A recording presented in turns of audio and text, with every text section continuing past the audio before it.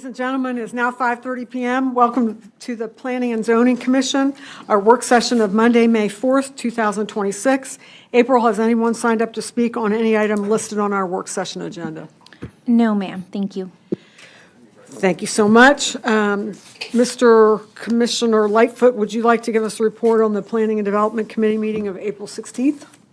Yeah, we went over the retail center improvement program. They were telling us that, they had spent $600,000 in the approved budget for 2026.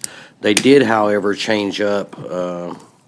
It used to be $300,000 as a large grant, and they would pay you 1/3 or 30% in 1/3 payments. Now they're paying it all at once instead of doing the 1/3 payments. And they also set up a small grant of $150,000 for smaller businesses. They were talking about the zero-interest loan for smaller businesses they're able to get. The Irving Convention Bureau was talking about that.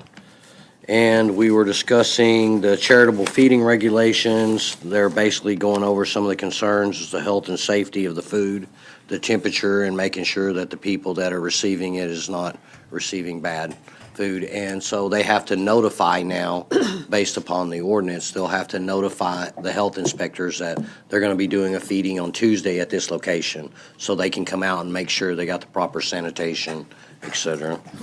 And then they went over the impact analysis professional service contract, hiring a company to come in and look at the city and go over everything. So it's a pretty eventful meeting. Thank you. Any questions for Ricky? Okay. Jocelyn, do you want to go over the report for the city council meeting decisions on the 16th? I can go through it, or you can just take a look at it. I don't know what you prefer to do.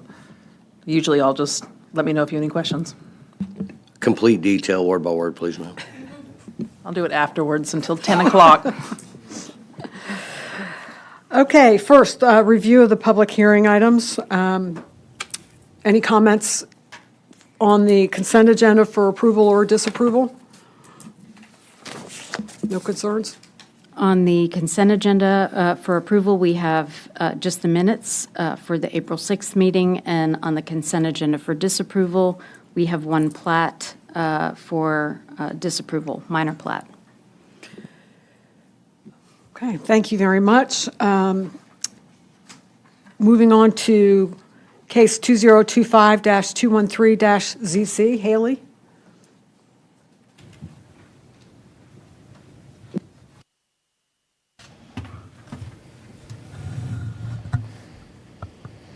Alrighty, good evening, Commissioners. Haley Riddick with Planning. So, like Debbie was saying, this is zoning case 2025-213-ZC. This is located at 8080 Walton Boulevard, Suite 120. The current zoning is a generalized site plan for community commercial, and they're wanting to go to a detailed site plan to do on-premise consumption of alcohol. After staff review, recommendation is for approval, and there was no forms in terms of support or opposition. This is the aerial. Feature land use, which is business office. Surrounding zoning, so it's SB2 for CC for the east and west, and then north is R40, which is where a pump station is, and to the south is SP1 for IBs, which is just restaurants. These are the property owners that were notified. And then this is the site plan. They are a new addition. They are an existing Indian restaurant. I think it's in Japar Shetnad Elite. Their suite is about 5,500 square feet. In terms of parking, and according to inspections, they have adequate parking, so no variances are being requested. This is the subject property. Their neighbors to the right. And then the property to the northwest, so Walmart. And I'm open to any comments or questions.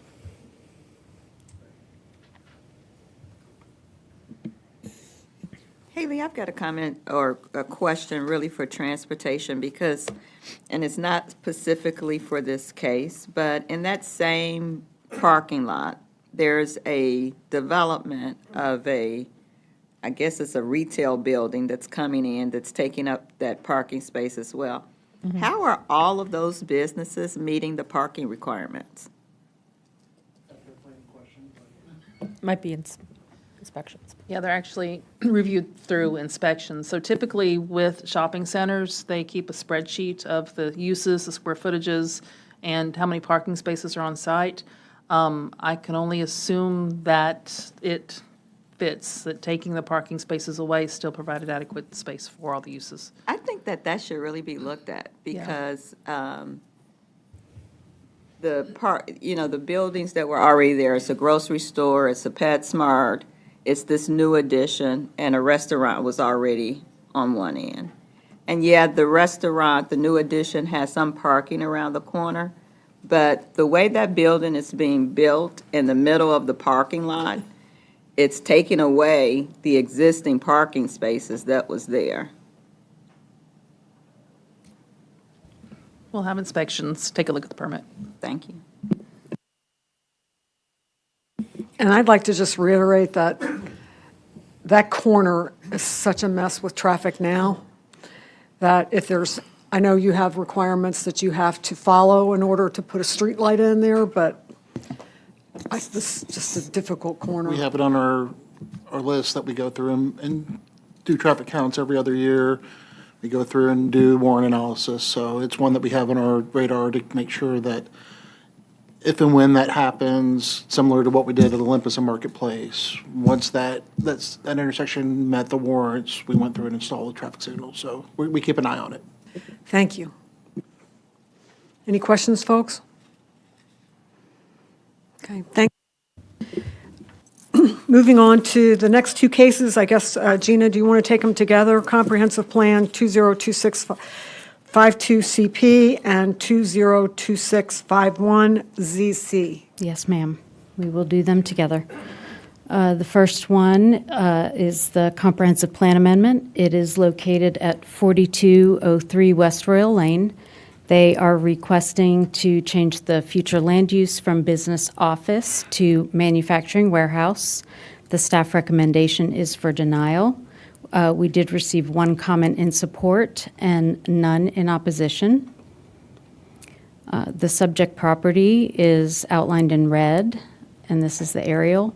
I will note that that building is no longer there. You'll see a more recent aerial that shows the current development.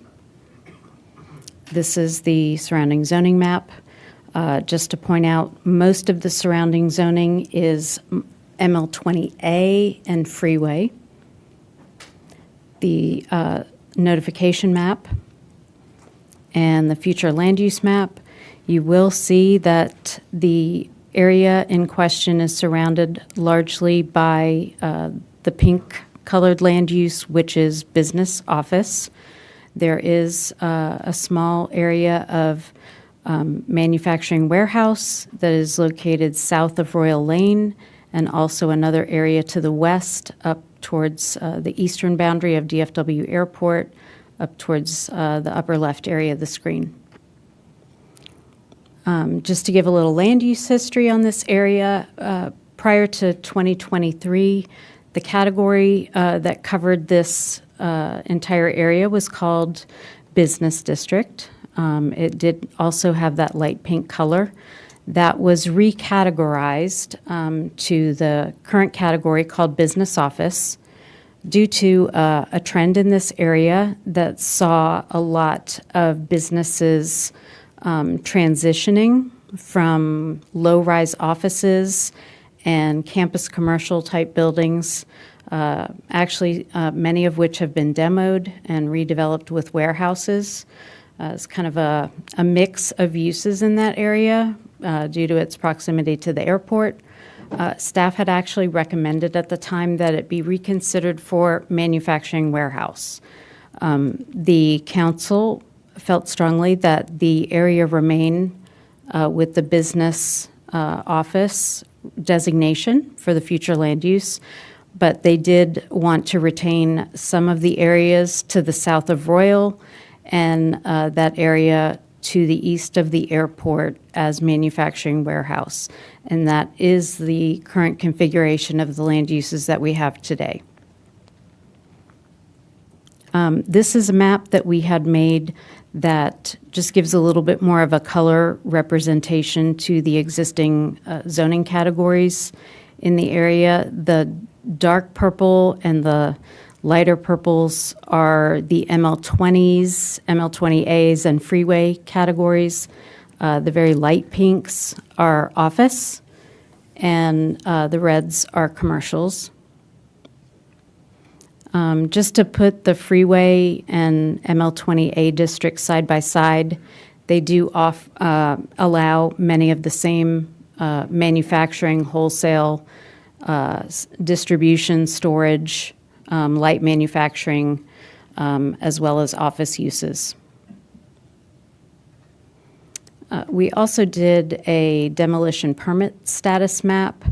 You can see to the east and southeast, there have been several sites where demolition permits have actually been issued or finalized, where existing low-rise office buildings have been demoed, and we actually have plans in or plans underway where they are redeveloping those sites for distribution and warehouses. The one in green, just south of 114, is an application that's been received. And so again, this is resting on the future land use map.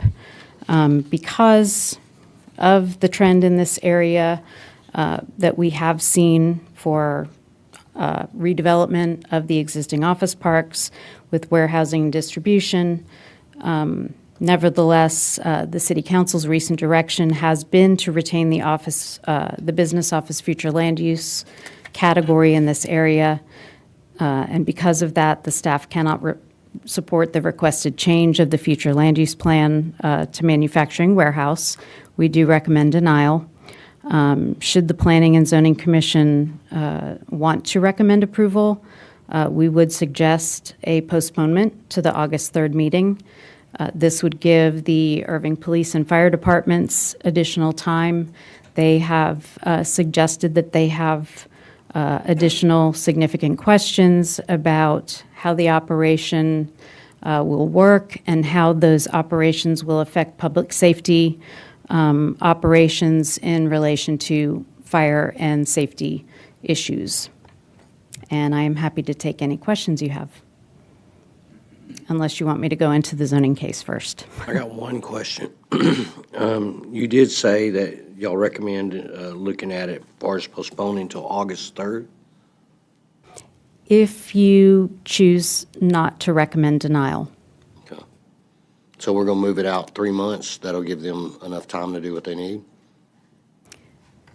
We feel that would give fire and police adequate time to work with the applicant and hopefully get additional information from them to at least work through those public safety issues. Okay. Has the applicant agreed to that kind of postponement, or have they said they were opposed to it? I did meet with them briefly prior to the work session, and they seemed amenable to it. They were going to discuss it amongst themselves prior to the work session and prior to the public hearing.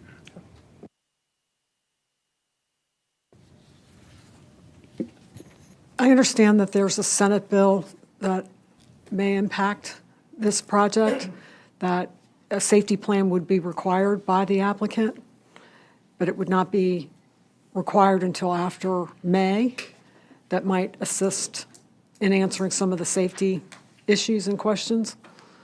Is that something, another reason to wait, as opposed to just denying it outright?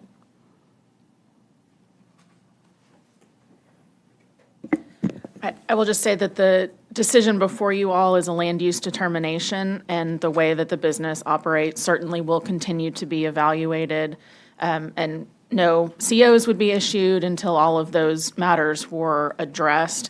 So, staff is recommending denial based on the comp plan, and Gina will get into the zoning case in a minute, but the decision before you all could be made now or could be postponed. That's ultimately up to you, but as far as the safety plans go, that will have to be worked out before a CO could be issued.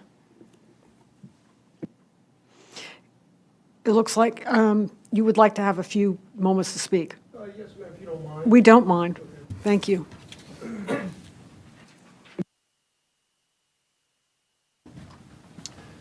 Thank you. Appreciate you giving me the opportunity. Just real quickly, my name is Jeff Hogan. I'm acting assistant chief of the fire department, and that had come up that we do have some concerns, like you mentioned. And I believe you were speaking to Senate Bill 2807, which that requires companies to receive authorization from the Department of Motor Vehicles before they're allowed to drive on Texas roads. So that does go into effect May 28th. And yes, we are in contact and discussion with them. Our concerns from a public safety standpoint are more to do with safety, both with vehicle operation. We're assuming lithium-ion batteries, but we don't really know anything, concrete right now. But if that's the case, there's going to be specific cut points that if we have to disable it, we're going to know about. And we don't yet have the training and education from the companies on this, to include also the building itself and the battery storage and what that looks like. It's just not a site safety plan at this point. So that's why we would support the delay. That's all I have. Thank you. Thank you, Mr. Hogan.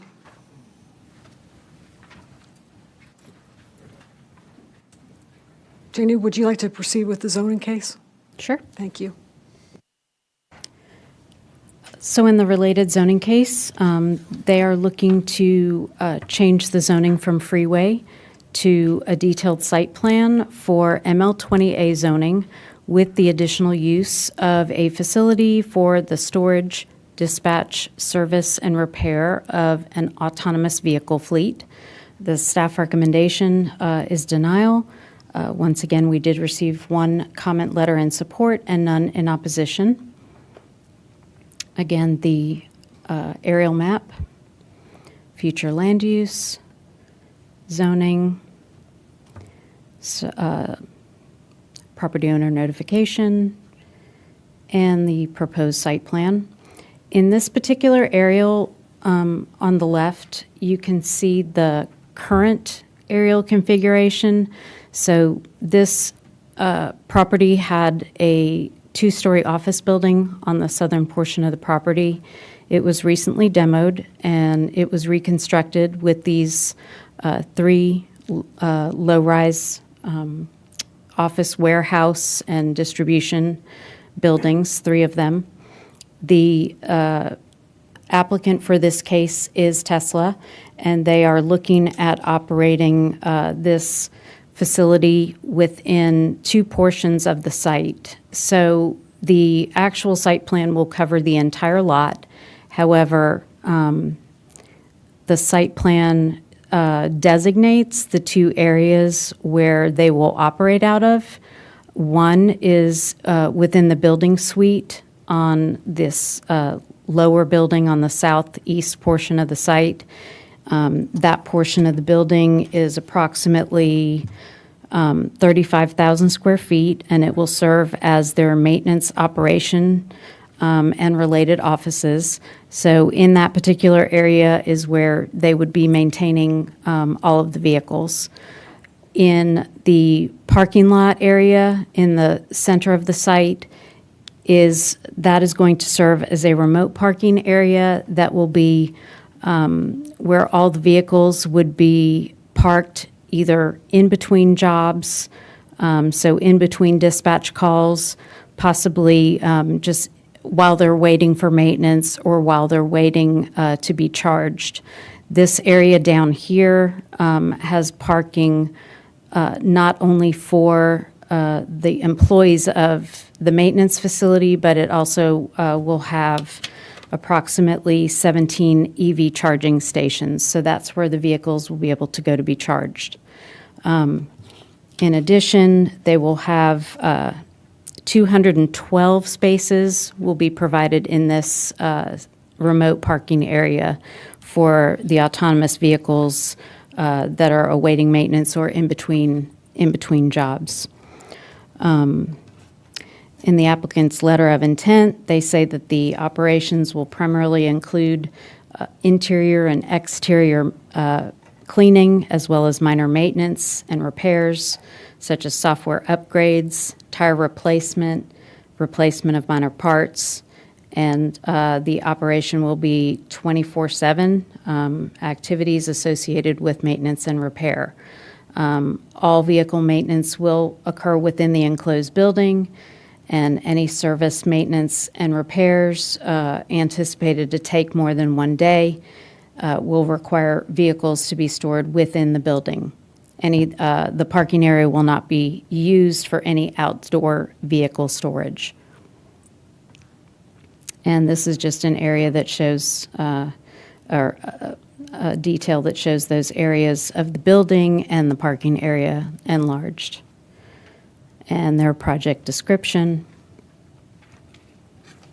And these are site photos. This is looking at the subject property from the corner of Royal and Horizon. This is the corner of the building where the maintenance facility would be located. And this is looking at the center of the site where the remote parking area would be in this area. And this is the north end of the site. The parking area would be behind this dark fence, and this is the building at the north end of the site. This is looking to the southeast and looking east of the property. And again, on the site plan.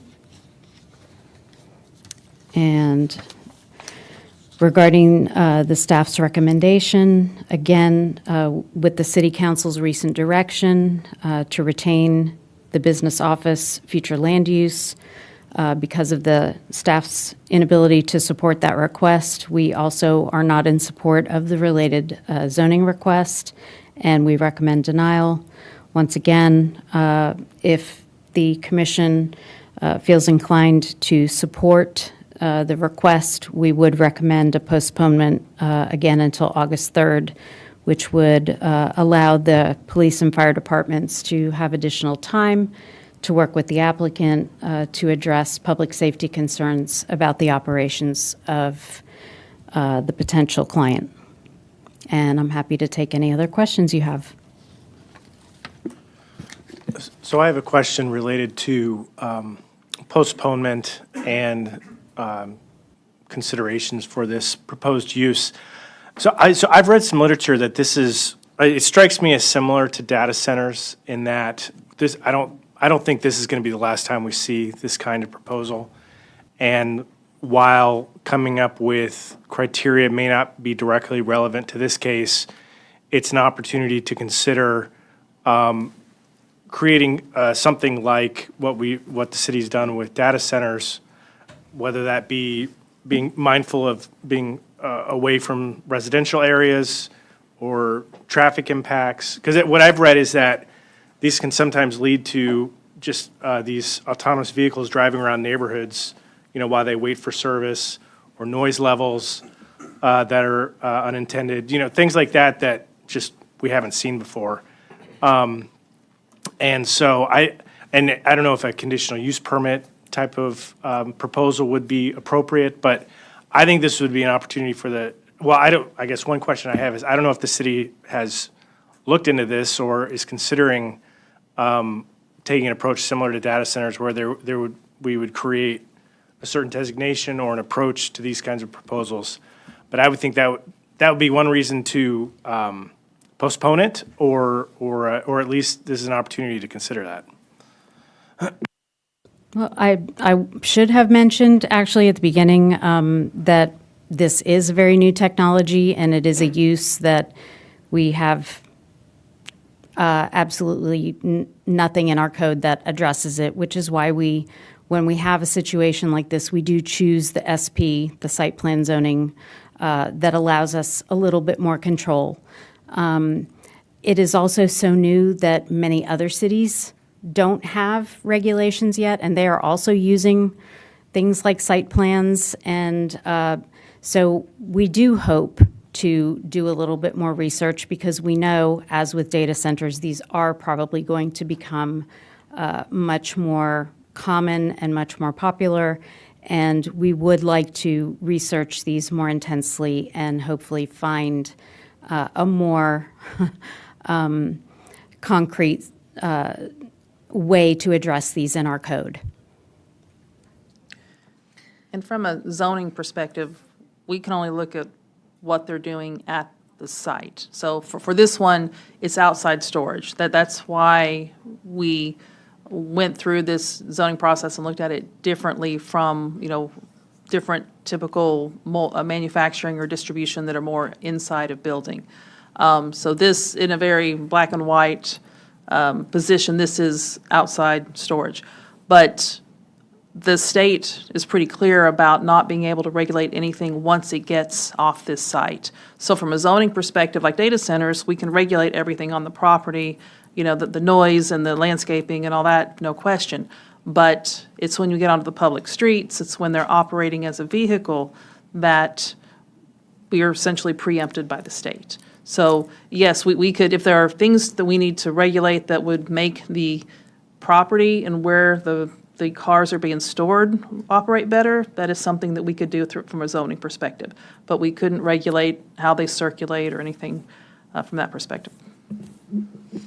Hey, Jocelyn, these are used widely in San Francisco. Has there been any research in those areas on how they're storing those vehicles, what the kind of footprint they have for these vehicles? We've actually, because she's been working on this case for several months, and every now and then we'll see an article or a news thing where, you see it just beeping and backing up, and so that is, right, and that is just part of the operation of it. I mean, we can't say you can't back up and you can't queue. I mean, that's just, it's just a question that we would have for the owner or the operator on, if that's going to be a problem.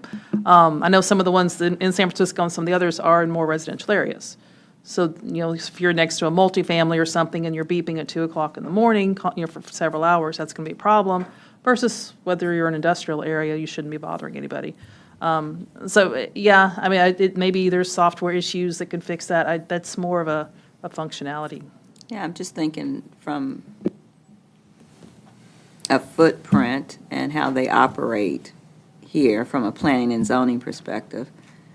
They figured it out there. I know the way that the footprint there is laid out is a lot different, but they've at least figured it out to where these autonomous vehicles are operating without any issues. It's not necessarily without any issues. Other than they get stuck going in circles. If this plan ultimately is denied, how long do they have to wait before they would submit a new application? 6 months. So that would give them enough time to work out some of these things too, potentially. That would be another route in terms of working with police and fire and seeing if they could come with a proposal that had worked out some of those concerns. Yeah, well, just to be more to the point, I would be, whatever the process is for putting something on the agenda or raising it to the attention of others that would be on board, I think this would be an appropriate opportunity to study and propose restrictions for this kind of use. I mean, just as an example, a certain number of feet away from certain residential areas, I think would be a reasonable proposal. And I'm sure there's studies out there that would support those kinds of restrictions. So that's the concern I raised with this one. If I may, the state has very explicitly preempted cities almost entirely on this issue as far as it concerns regulating the autonomous vehicles themselves. To Commissioner Denny's point, from a land use perspective, similar to this, because we don't have it as an identified use, anytime something like this would be coming forward, would be coming to you for a approval of this nature. So you would be able to evaluate the location of it and from there, make that decision. But we are incredibly limited in some of the other things we are able to regulate. I know that some of the battery storage and some of those issues are a concern for fire. They have recently adopted a whole bunch of new standards, local amendments to the fire code, all of which will have to be adhered to regardless. You may recall another Tesla facility recently, and that was certainly the case there as well. So just a note that, yes, from the land use perspective, the distance separation and essentially here, making sure it's in an appropriate location. Staff has determined manufacturing warehouse is a compatible use similar to this. So that is how you would be regulating, kind of at this stage of it. So just to clarify that we are incredibly limited on the regulation of the operation itself.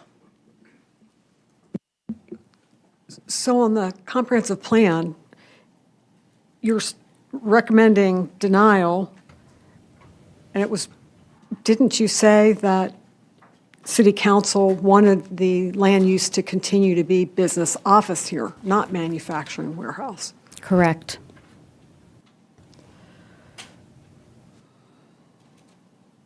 And then the zoning case, if you don't make the change to manufacturing warehouse, then the zoning case Is there's no- moot. Okay, thanks. Any other questions, folks? Will the applicant be here tonight? Yes. Well, my thought process on this is that, listen to everything, that I would support an indefinite postponement, or if they want to go to August or whatnot. There's a lot of unanswered questions here, a lot of things we don't have the answers to at this point. About 2 years ago, I did extensive research because of the building I lived in EVs and whatnot. There's a lot of questions that still aren't answered, and they are a hazard. Not only the cars, but even the electric bikes. Their batteries are a hazard. But besides that, I think for the city council and for us both, we need a lot more questions answered. So I personally would support an indefinite postponement. Chief Hogan, you all will continue to research this topic regardless of whether this goes forward or not. So you're going to continue to research it. Yeah, we've done quite a bit already. This is, I think, specific to this. This case. Yeah, just exactly what it is they're bringing and how we're going to respond to it. We just don't know right now. But yeah, we'll continue to look into it. Thank you. Yes, ma'am. Okay, moving on to zoning case 2026-57-ZC. Dylan, is that you? Yes, but this case has been withdrawn and no action is required. So we We'll do a will public just- hearing in case anyone shows up tonight. Okay. So, moving on, Abraham, to the Heritage Crossing District, both the CP and the zoning case, if you'd like to talk to them, take them together. Good evening, everyone. Abraham Sorilla with the Planning Department. Yes, we have a zoning case, comprehensive plan case as well, but they were postponed to June 1st. However, I don't know if you would like me to go through the presentation. I don't know if we have anything to present. I guess we do, but we can just continue the conversation in the next commission. Let's wait, since we have another couple of longer presentations from you. Yes. Thank you. Thank you. So we're going to postpone, we'll make a postponement motion in our public hearing for Comprehensive Plan 2026-112 CP and the zoning case 2026-58ZC. So the next one is for Dylan, 2026-82-ZC. Okay. Yes, I'm aware it's postponed, but don't you want to hear, or no? I mean, we've always actually listen to them during work sessions, so I'm giving you the option. Hi, yes, this is zoning case 2026-82ZC, located at 4149 North Beltline, going from CN and State Highway 161 overlay to SP1 for CN and State Highway. Its staff recommendation is for postponement due to a publication error to June 1st. And I'm happy to go through it if needed. It's fine with me, we'll wait. Thank you, Dylan. Y'all have changed course, because we usually listen to them during work session and then get the repeat later, so. Jocelyn, the next agenda item, short-term rentals by conditional use permit. All right. So this is just a zoning piece of something that council has been working on for several months or years, if you want to look at it that way. I want to recognize that Shane Diller, our code director, is here today. If you have any questions about what his part is, which is most of it, I'm just kind of doing a zoning piece, but I wanted to make sure he was here in case you had any questions. They're not particularly in your jurisdiction, but it's just good to know the context of it. So in January, the city council asked mainly Shane, when he was doing one of his many presentations, to look into regulating short-term rentals by conditional use permit. So again, this is the zoning part of that bigger package on regulating short-term rentals. Currently, short-term rentals are allowed by right in residential districts and single-family homes, as long as they register with the city. That is, again, something that Shane's been working on for years. He started a registration where they require just knowledge about who is operating, just where the parking is going to be, just various types of requirements. Again, Shane can give you more information. And he's actually working on some updates to add requirements such as insurance and some other expectations of that registration process. The city does receive occasional complaints about the operations of short-term rentals. And again, the staff had the city council adopt the registration in 22, and then did some updates just recently in 25, and he's also preparing some more updates right now. So for our part, we would just be doing the amendments to require a conditional use permit for all future short-term rentals in most of the residential districts. And the reason I put most is to be single family, the zero lot line, one units, 2 units, 3 units, but anything above 4 units would be multifamily, and so would be allowed by right in multifamily. That's actually where they see a lot of the short-term rentals are in the multifamily complexes, and sometimes, from what I understand, if they can't lease out the units for long-term residency, then they lease them out for short-term.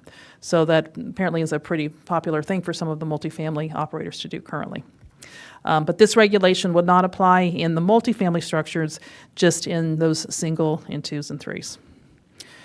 So we would amend the non-residential use chart in all the individual districts to also allow the districts by right in the CN and the CC commercial districts. So they essentially operate as small hotels, and so we don't see any reason they couldn't be in some of the commercial districts. And we'd also add the definition of short-term rental, which would be consistent with what is already in Chapter 8 in the code. So the existing short-term rentals that are in place after this is adopted would be considered legal non-conforming uses, as long as they were legal at the time. So sometimes people will say, well, my grandfather bought it in 1952. I was like, yeah, but was it legal in 1952? So as long as a use was legal at the time, as long as that short-term rental was registered and everything about it was legal the day of the effective date of this ordinance, then it can remain as long as it stays legal. Stays legal means that they have to make sure they're in compliance with all the requirements and they have their registration current. Any short-term rentals that begin after the effective date of the ordinance or cease operations or otherwise lose their legal status, such as have to, they get it revoked for some reason because of non-compliance, they would have to go through the conditional use permit process to operate. Because this is a use that is allowed by right today, again, in a single-family home, you can have a short-term rental as long as you are registered. Adding the conditional use permit and the zoning requirement does make any existing short-term rentals legal non-conforming. So this triggers our wonderful new zoning notification requirement that the state gave us a couple years ago. So we will be sending notices to about 52,000 single-family homes, so every single-family home and anything that's not a multifamily home will be getting a postcard. We also, just like we've done with some of the other recent amendments, we have a website, so there'll be a QR code on the postcard. They can go to the website and get some more information. So we will be working on that in early June. I think we're aiming for about June 8th to get those postcards out. So all of y'all in your single-family home will be getting a postcard. Yeah, so we got it on the webpage. So here we are today, just letting you know what the request is from City Council. But the short-term rental by conditional use permit is something we're working on.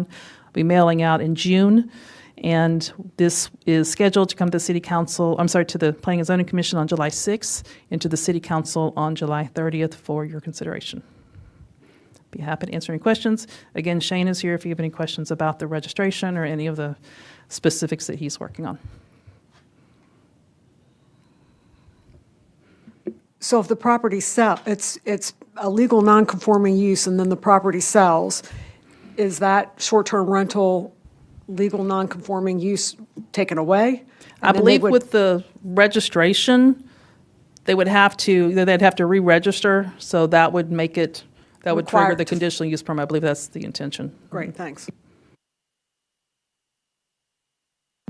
Now, this wouldn't necessarily affect any of our fourplexes, correct? The multifamily is considered 4 and above in Irving, and so if it's 4, then it would be considered multifamily would be allowed. Anything less than 4 would be considered in that lower level of residential that would require conditional use permit.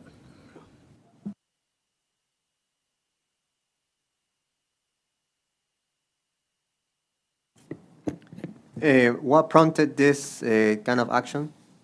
Do you want to? Just a lot of years of phone calls and concerns from the city council.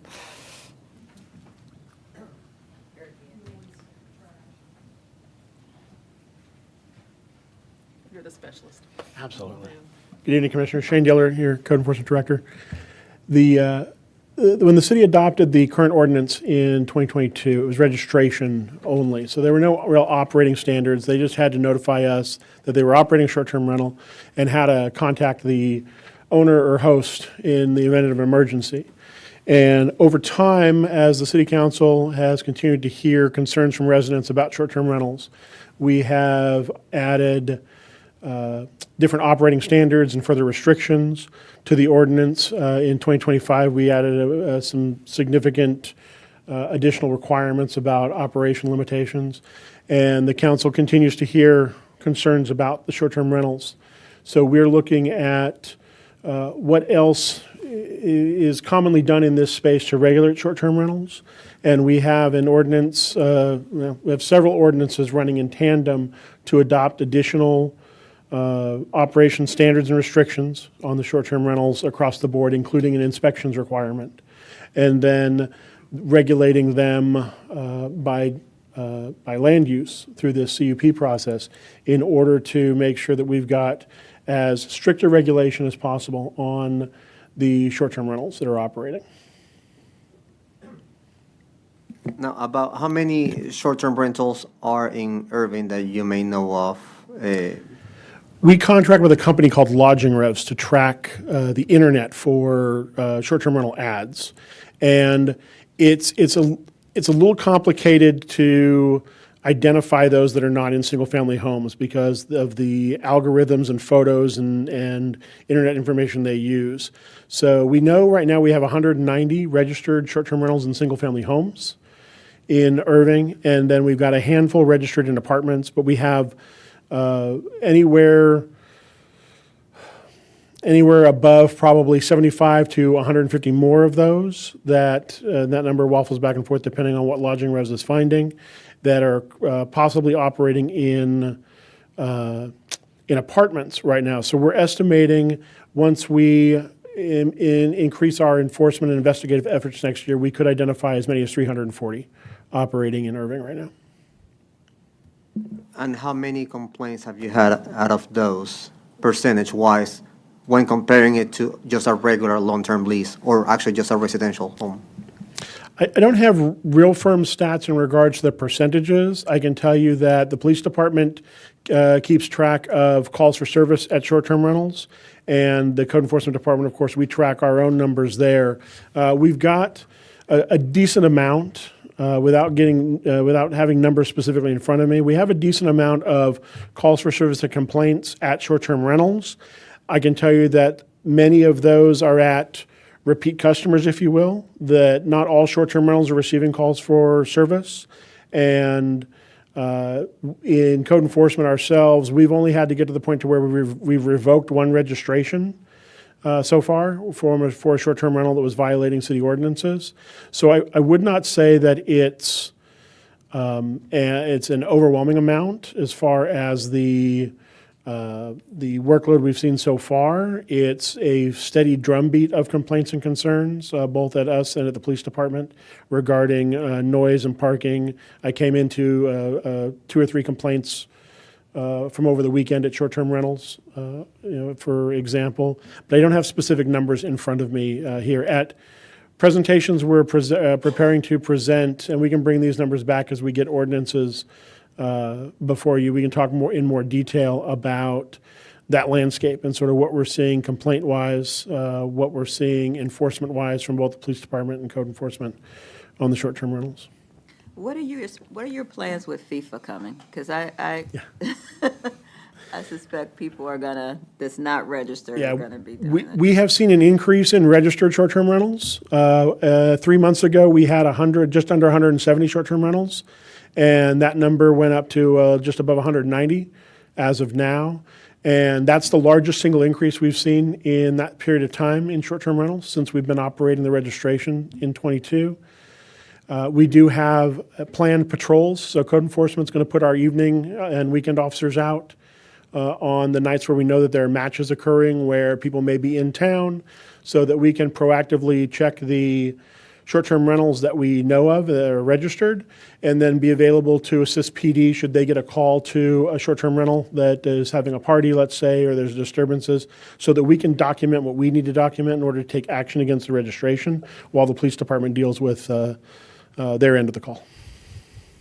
Does this ordinance address pad splits and people that are running private hotels per se in our city? That's the biggest complaint that I'm hearing about, not necessarily the STRs. Sure. It's the people. And that's the rub there. So if the short-term rentals definition is any property that rents for less than 30 days. So we have other definitions in our code, and we're exploring the use and enforcement of some of those to where properties that are renting longer than 30 days that are not falling under this may be falling under one of our other definitions that's either prohibited or provisional in the residential area, and we're pursuing those properties with some of those ordinances right now. Matter of fact, there will be a presentation at the council meeting on Thursday about the non-STR properties that we're currently investigating. Yeah, the concern I'm hearing is people are renting rooms for $40, $50, putting double bunk beds or triple bunk beds in their house and, Yes. And stuff like that. And that's what I'm hearing back from the residents. So Yes. I just want to make sure if we're utilizing an ordinance, we're also including the pad splits and stuff like that, because Yes. that's where a lot of the problems coming in. That Yeah, I'm we hearing have a about. specific strategy that we're pursuing right now related to those that are longer than the 30 days that don't fall under this, and dealing with rooming houses. The code calls them in our current UDC definitions. And we're going to talk to the council at work session on Thursday about the investigations we have open for those, what our enforcement strategies can and can't be, and some of the challenges that we face in regards to documenting the violation and enforcing those zoning standards. So we do have that's not directly addressed in any of these short-term rentals because of the time limits involved. But we do have a parallel enforcement process that we've begun there. So what are we doing on the ordinance when we have someone who necessarily does not register and is doing these $40 and $50 a night rooms or beds or whatever they decide to do? They're basically running a hostel. What are we able to do as a city, from your standpoint? What do we have in effect that we could utilize? If we use our current zoning standards related to rooming houses, and because we've got a boarding house, boarding home, rooming house, several definitions in our code, and the enforcement of those, depending on the rental situation and how they're operating, we're enforcing the definition and the restrictions that land on what we find. So if we find a property where they're renting out individual rooms and they're longer than 30 days, so they're not a short-term rental, then we're looking at the zoning code definition that meets that and enforcing to that current standard. That's not to say that there's not some cleanup maybe that is needed in our definitions. The overlapping of boarding house and rooming house, and these are all things that are antiquated terms. And, the code itself doesn't talk about pad splits. It doesn't take into account the internet exists even because of when it was adopted. So there's language that talks about, when you do this and you serve meals as though we're running a traditional bed and breakfast where somebody's staying and somebody's cooking them breakfast. Those things are not what we see in the market anymore. So there's some work that needs to be done, I think, in regards to cleanup there. But we've got these definitions in the ordinance now. And as we identify that it's occurring, we're pursuing enforcement to our current standards, where, like, for instance, in the rooming houses, if we identify them as they're in the code now, are prohibited in the residential zone, and we would enforce against those.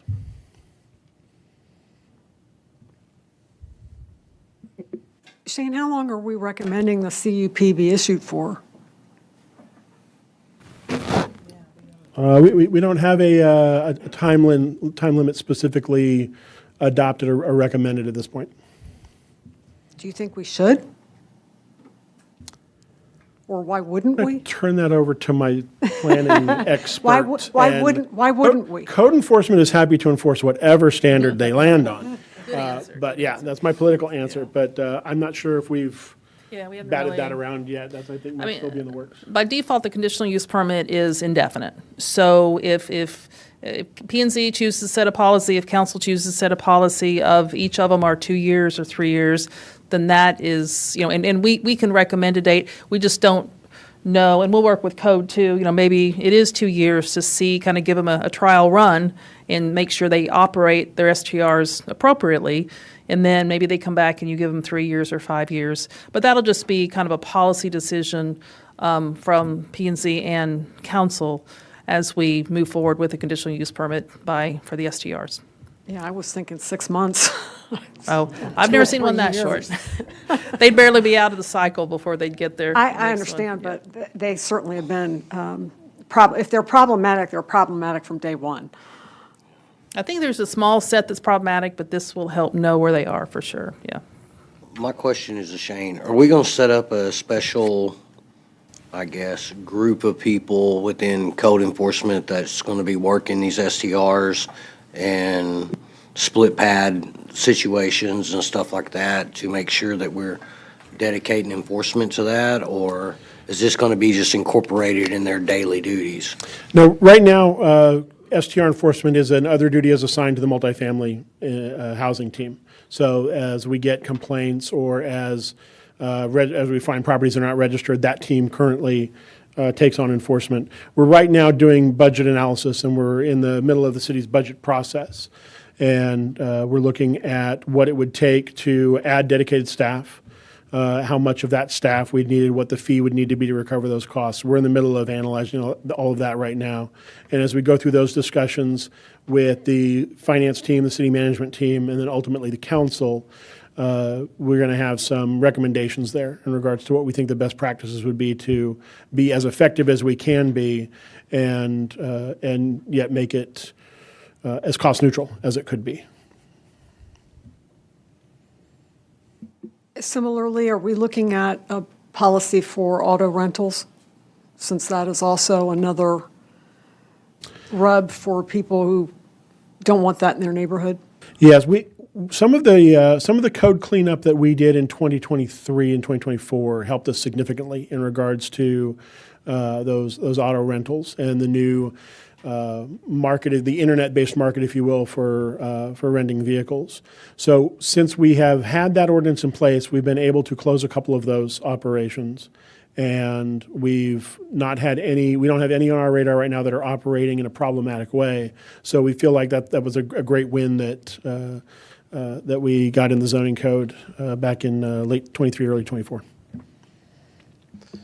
And just to clarify, this short-term rental ordinance, we're not going after people who are leasing houses out for single families and stuff like that. No, none of this, none of what I'm talking about touches the traditional rental space. If you're renting, if it's a traditional home rental situation where a family's rented a home, we have nothing in our language that would require registration or license for that or inspection for that or any of that sort of thing. We would just deal with those properties as we do now through our regular code enforcement processes when they come up.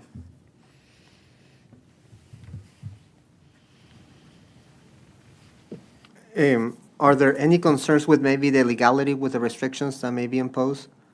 Well, there's always concerns. You know, we work closely with the city attorney's office to make sure that as we're looking at the regulations that we're considering for adoption or considering imposing, that it's legal. We have, with the preemption bills that the state has passed in the past few years, with case law that's come out regarding private property rights, there's always concerns that want to make sure that we don't overreach and that we land on something that we think is both effective but also legal from a regulatory standpoint at the state and from a case law standpoint.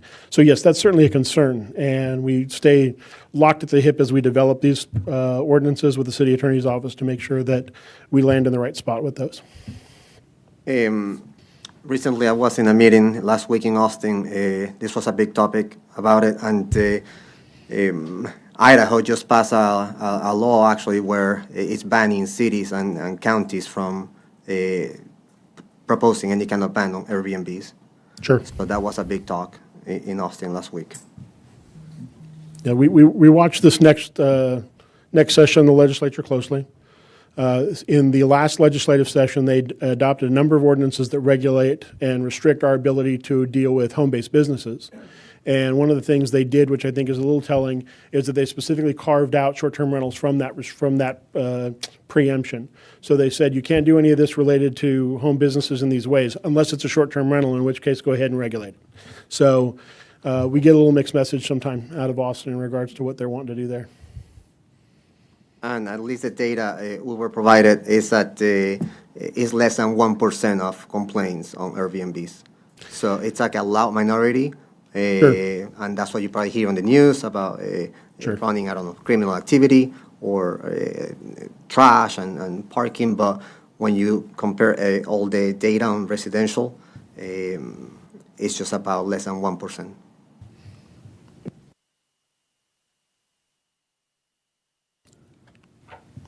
Okay, thank you. Thank you. Thank you. Thanks very much, Shane. Any other questions, folks? Okay, Abraham, back to you for the North Nursery Corridor Neighborhood Plan. Yes, thank you. Abraham Soria with the Planning Department. And yes, back in February, I had the opportunity to present the final draft of the North Nursery Corridor Neighborhood Plan. Then in March, I was able to submit a report that was created based on the question that we had during the presentation. With those questions, one of them was the, let me go, this is not a PowerPoint, so let me, bear with me, guys. So the purpose of this report, again, is to answer the question that you had during the presentation. One of the questions was what this actual map is, and the future of the future land use changes with the comprehensive plan was just a planning tool. It shows what the community would like to go and see in the future. Nothing changes on the property unless property owners come forward and request it through the normal zoning process. So again, this is just a comprehensive plan amendment, and that process is not triggered by, any zoning process is not triggered by this map. With that, the second question was about the community, excuse me, the planning process, the community engagement. And the question was whether we actually reached to all the people, most of the people within the neighborhood. And that is a fair question. This is a corridor that is about 80% Hispanic or Latino, and we know that participation in planning process in those areas are historically low. So that's why the planning department at the time did a couple of activities to make sure that we reach out as many people as possible. We mailed 3,900 postcards to property owners and occupants. We received 139 survey responses. We held 10 stakeholder meetings over roughly 9 months. We visited 24 businesses directly in person, and we held a final public meeting with about 60 residents in English and Spanish. We also worked with the Irving ISD. We attended two meetings within the schools when staff had the opportunity to talk to parents and students. And we also partnered with the Irving Hispanic Chamber of Commerce to reach out people where they are. We had an activity with Michoacana when we were able to had the opportunity to ask questions about what they would like to see in the area and to establish community priorities. With that survey, we also had a summary of the 12 recommendations regarding the future land use changes.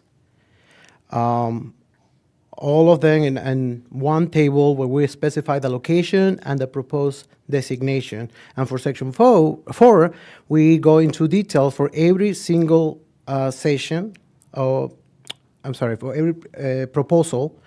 And we also have a future land use maps where we labeled all the recommendations established by that community. I just want to bring the opportunity to continue the discussion that we had in February and see if you guys have any other questions or recommendations about this neighborhood plan.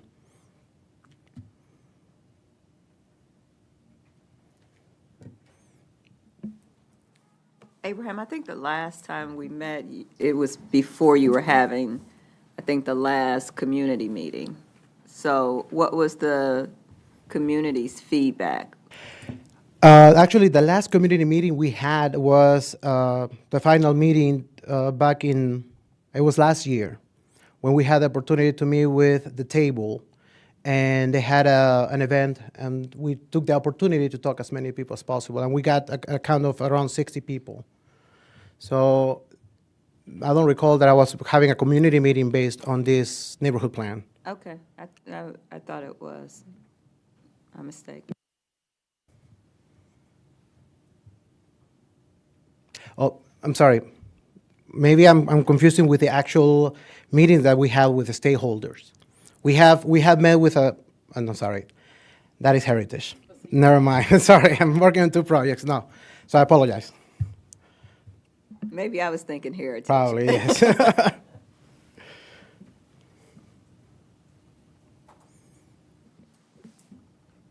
As I think I mentioned last time, and you just went back over it, y'all did a lot of work to try and connect with a lot of people. And by and large, the recommendations seemed like they made sense to me. And I'm not surprised that the people you talked to, you were able to, who responded to your efforts, generally were supportive. I seem to recall that you had more people participating from the northern end of this area than from the southern. And one of the ones that sort of caught my attention was that area along Pioneer. And really, it mostly caught my attention because we'd had a couple of cases come before us on planning and zoning, and the people in the neighborhood had come out against kind of what you're recommending, that changing that to commercial there along Pioneer. And so that concerned me, for whatever reason, those people didn't respond to the postcards, which is unfortunate. But they did come here on more than one occasion and say that they don't want that area converted from being residential to any sort of commercial. So that seems to me that maybe that's not a good idea. I mean, I understand why you're recommending it, like it in theory makes sense. And when those cases came, I initially was kind of ambivalent about which way to go, but there seem to be a lot of people in the neighborhood who very strongly want to retain the residential aspect of the neighborhoods they live in, which I can understand. Well, if this plan gets approved, hopefully other people who didn't have the chance to talk to us while we have the planning process for this neighborhood will come and speak regarding if anything. I mean, if there's support and opposition, new ideas. This is just a planning tool where we hope that it could be revised as well, as long as, we hear from the community and see what the demands is, basically want. So it's just a tool based on what we heard, and we welcome the opportunity to reconnect with the community and see what we would like to see in the future as well. No, and I understand that, but like when we have it come before us in terms of some of these changes, one of the things we're looking at is to what extent the proposal is in keeping with the comprehensive plan. And so if it is in keeping with the comprehensive plan, certainly I tend to assume that sounds like probably a pretty reasonable zoning change to make. And so if, a property owner along Pioneer here, there came and said they want to change one of those residential lots into a commercial lot, and the comprehensive plan already said it should be commercial, then my sort of first sense of it would be that we should we should recommend that change that they've requested. It was in part, so part of my decision certainly, when those neighbors, the other people who lived in that neighborhood opposed it. One of the things they were able to point to, and one of the things that I think that we considered, was that the comprehensive plan said to keep that residential. So I don't think it's a good idea to change that. I think it would be better to leave that portion as residential in the way that it has been, in the way that the people we've heard from in that neighborhood have requested that it stay. Now, Abraham, correct me if I'm wrong, but this is sort of a idea, sort of an overlay, a voluntary type deal, not necessarily a city enforced? That's correct. We're not enforcing anybody to do any type of changes. What exists currently, they keep using the existing zone or use. Doesn't it modify the comprehensive plan? Maybe I'm does. misunderstanding that, because that would be important. No, Yeah, It does this modify the comprehensive plan? It does. It's suggestive though, right? But if it's modifying, it's actually changing the comprehensive plan. Okay. So then, that when a case comes before us for one of those properties on Pioneer, we would get in our staff report, comprehensive plan says this should be commercial, and the person making the proposal is asking to change it to commercial. And so we'd be saying, well, looks like they're asking to change it to what the city council wants.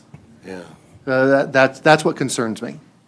Yeah, my understanding is some of the meetings and stuff like that, and correct me if I'm wrong, Abraham, but this was just something that the neighborhood had got together, looked at, and said this would be good to be in this area, or this would be good to be in that area, but it wasn't something that the city was necessarily enforcing. It was something that was sort of a voluntary, hey, this is what we would like to see type deal. Well, part of it, y'all know this area well, of course, you got Owens Corning to the south. So from a planning perspective, having some type of more gentle, non-residential buffer to the residential to the north just objectively seems to make sense to us. We hear all the time, and I'm sure it happens on a daily basis, of trucks, large trucks just sitting in the street, either coming or going, which is not conducive to a single-family property. So we see this as kind of a transitional area, and yes, when we had the meetings with the neighborhood, they acknowledged Owens Corning and the problems, and that this might be a way to help mitigate some of that. But it is, a plan is always a guideline. If what sometimes happens is if, and y'all see it all the time, that if somebody wants to build or rebuild a house and they need to rezone, and then the future land use is different, now they have a comp plan case and a zoning case, So that was our thought here is the local commercial, which would be the neighborhood commercial zoning, would not be inappropriate. And then, if somebody wanted to build a house, the underlying zoning is still there. This is just kind of the first, what do we think would be most appropriate there? What do we think would be the best use? Rezoning is the whole legal process, notifications. That's not what this is. But this is not giving them a by right that No. this is what it is and this is what I want. No, this does not change that. That's the whole zoning process that y'all see all the time. So this is just the first, larger picture of what is appropriate here from a compatibility perspective. Again, we talked about the trucks and everything. But that's why we proposed it. That's why the neighborhood proposed it, is because of Owens Corning. If Owens Corning could move somewhere else, that would be awesome. But that's not the reality where we are.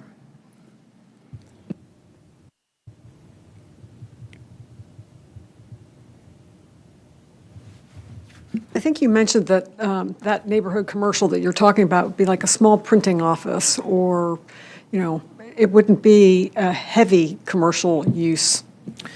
Right, these sites are Just pretty sort of- small, maybe yeah. quarter, half acre, something like that. And there are adjacency protections, fencing and landscaping and setbacks when you're near residential, with the intention of understanding that there is that residential commercial boundary that we have to respect.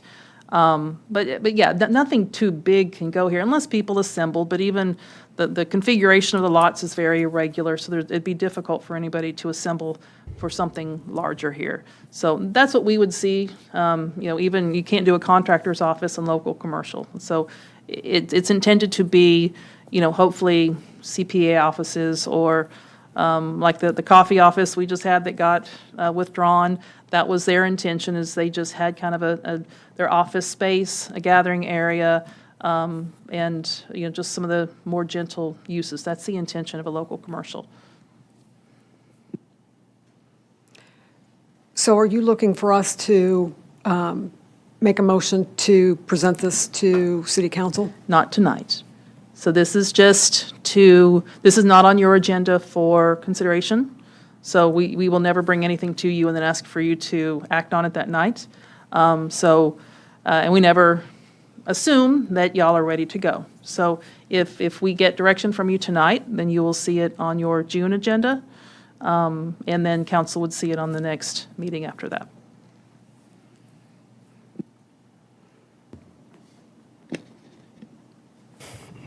Just a quick question. With the exception of the change to the single-family residential along Pioneer that we've already discussed, I tried to go through the different proposed changes. I just was wondering if you could confirm, are there any other areas where single-family residential is being changed to another use on the plan? There were some areas, for example, I believe the Michoacana, some corrections to change it to a local commercial. I believe right now is traditional neighborhood. But the existing use was already commercial there, right? Yeah. Let me see. Not that I'm aware of. I don't know if Jocelyn can correct that, but I don't think there is any existing single family. As a matter of fact, there are areas that are identified existing use as traditional or single family that the community wants to protect. Yeah. Okay, thank you.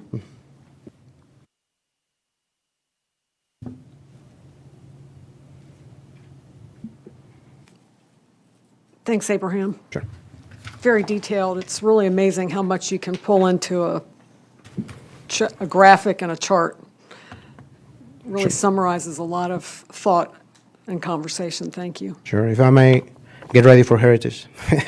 Thank you. Thank you. Next item is future agenda items. I'd like to remind everybody that we have a Monday, May 18th, for one of our education meetings. That's at 6 p.m. We have two topics. One will be the city's fiscal analysis project, which is one of Jocelyn's favorite topics. And then we also will go through our annual proposed future land use updates. And then the next one after that would be probably around August 17th, but August. we'll confirm that for you. And then I think that's Tanner is that Tanner with a short haircut, or no? No. That's not Tanner, okay. Is he coming? We do have a new planning. Yeah, he'll be officially the planner on May 24th. He won't start until June 1st because he's going to Europe for 3 weeks. Okay, so our intern became a full-time city employee. Yes, he was in perfect timing. He's already a great part of our team, so we're looking forward to having him. Good. Congratulations on that. Any other questions or comments tonight? All right, we are adjourned at 6:46 for the work session. We'll see you all in the public hearing room.